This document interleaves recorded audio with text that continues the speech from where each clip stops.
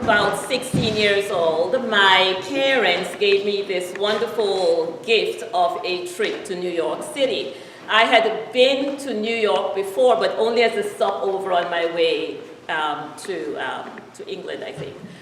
But I was going to stay with my aunt for 2 weeks. I was going to visit other relatives. I was going to see the sights. I was going to have 2 weeks without three brothers trying to get me in trouble during the summer vacation.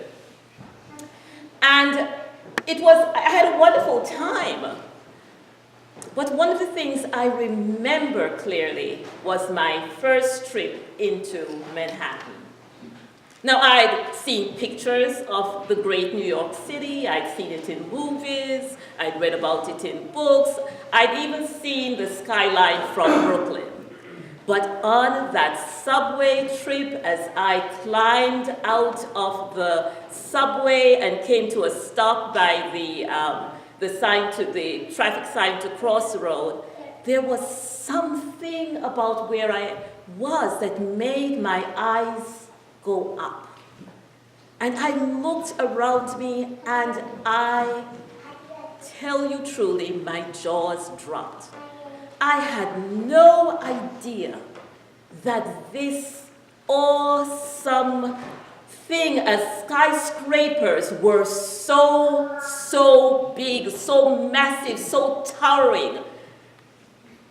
It made me feel so small, but there was something awesome about it, because you think of the work and the technology, the geologists, the archaeologists, the people who were involved in the building, the people who were there working now. It spoke not only of the actual blocks and glass and walls and structure, it spoke of stories, because those skyscrapers said more about what this city was than perhaps many other things.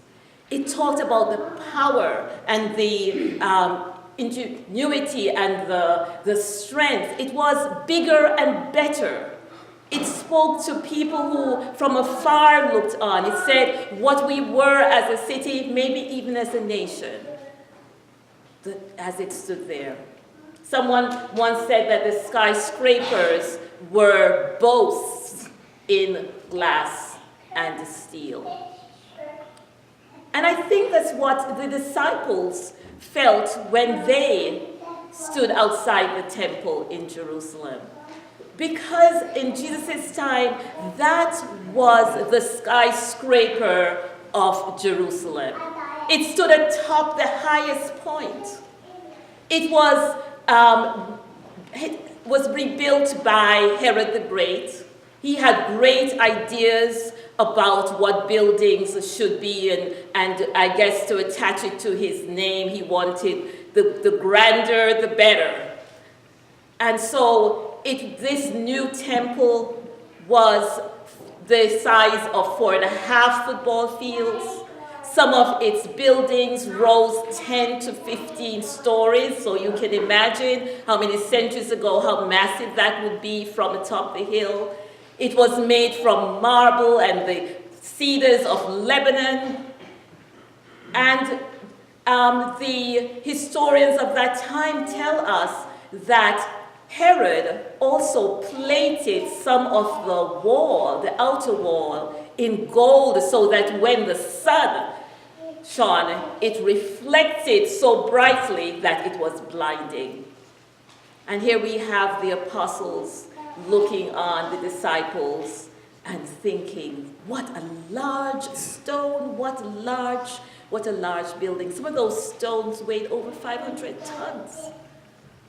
They were awed by what they were seeing. And they said to Jesus, look.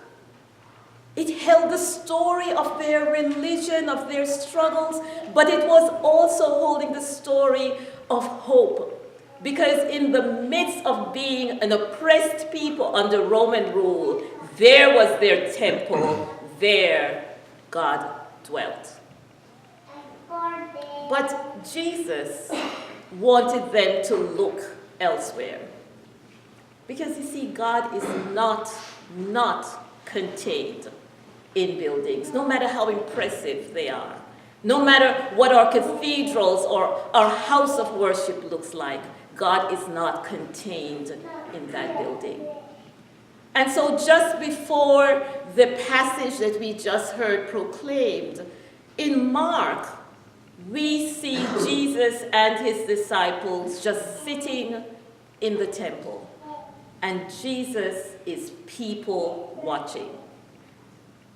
People watching. Look, he says. Take the time. He sat and he looked. He took the time to look. And he watched people bringing their offerings. And after a while, he saw one widow come and give her mite. You know the story, the widow's mite. And Jesus said to his disciples, look. Jesus wants our eyes to turn to the most precious things, the people, God's people. To look so that we can see their needs, to look so that we will know how to serve, to look so that we can be messengers of God's love for all. This wonderful, wonderful building that we call church is a place where we come to be fed, to be nourished, to be supported, to be strengthened, but we are sent out into community to look and to serve and to bring God's love. Next week brings us to the end of our church season. For almost half the year, for almost 30 weeks, we have been in the green season, the growing season. We have been hearing from Mark a lot about discipleship, about Jesus' words as he taught and encouraged his disciples. How he wants us too to grow into being good servants and of God's message and love. And as we come to the end of this year and look forward to the next year, we must ask ourselves again and again, what is it that God is calling us individually and as a community to do? And to do that, we have to go out and look at our community to see where the need lies. Yesterday at the Eucharist, to celebrate this diocese's 150th anniversary, the presiding bishop, Bishop Curate, reminded us that through our baptism, and from the scripture, and from all that is said and done in liturgy, we are encouraged and empowered to go out to serve. That is our mission.